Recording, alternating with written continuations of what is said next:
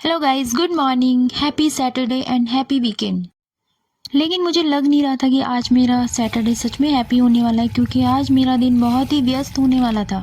तो आज मैंने अपनी सुबह की शुरुआत की इन नन्हे मुन्ने से पौधों को पानी देते हुए।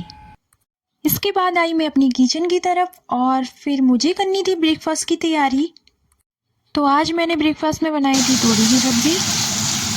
अब मैं आई अपनी वॉशिंग मशीन की तरफ, क्योंकि मैंने रात को ही कपड़े धुलने के लिए रख दिए थे।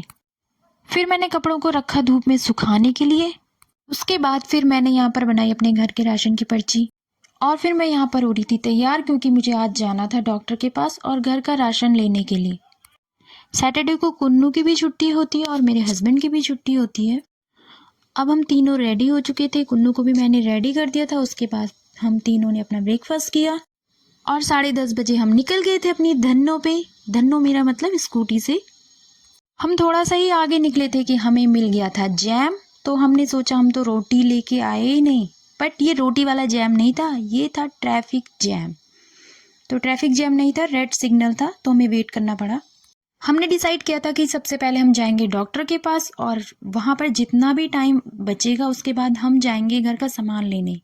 फिर हमें डॉक्टर का क्लिनिक खोजने में थोड़ा वक्त लगा और आधा घंटा गोल गोल घूमने के बाद हम पहुँच चुके थे क्लिनिक पे।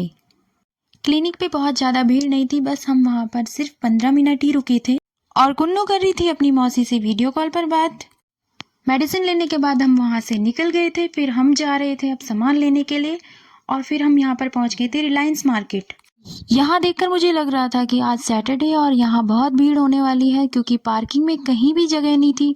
बहुत आगे जाके हमें कहीं एक छोटी सी जगह मिली जहाँ पर हमने अपनी स्कूटी को लगा दिया।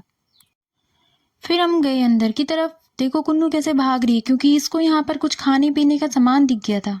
फिर हमने किया अपना सामान रखना शुरू। मुझे यहाँ पर बहुत थकान लग रही थी, क्योंकि आजकल थोड़ी सी मेरी तबीयत ठीक नहीं है। एक साइड से मेरे हस्बैंड सामान रख रहे थे और दूसरी साइड से मैं, इसलिए हमारा काम जल्दी जल्दी हो गया था। फिर मेरी नज़र पड़ी इस कॉर्नर पे, यहाँ पे दिवाली सेल चल रही थी, मतलब गिफ्ट पे सेल चल रही थी। हस्बैंड चले गए थे बिलिंग काउंटर पे। उसके बाद हमें यहाँ पे दिखा सुंदर सा दर्पण, जहाँ पर कुन्नू अपना नृत्य कर रही थी। कुन्नू को जहाँ भी दिखता है मिरर, वहाँ पर वो अपना डांस करना कर देती है शुरू। सारी शॉपिंग करने के बाद हम निकल गए थे घर के लिए। और देखो जो ये वाला फ्लाईओवर है, इस पे मैं आई थी पहली बार और यहाँ से 10 मिनट में हम घर पहुँचने वाले थे। घर पहुँचने के बाद कुन्नू और मैं झपट पड़े थे खाने की तरफ, क्योंकि हम लोगों को लग गई थी बहुत भूख। हमने खाना खाया। खाना खत्म करने के बाद फिर मैंने की बर्तनों की अच्छे से धुलाई। मुझे लगी थी बहुत थकान और मैं जाने वाली थी सोने के लिए। फिर मैंने चेंज किया और सीधे गई अपने बेड की तरफ। बाय बाय गाइस, इस ब्लॉग को यहीं ख़त्म करते हैं। Take care.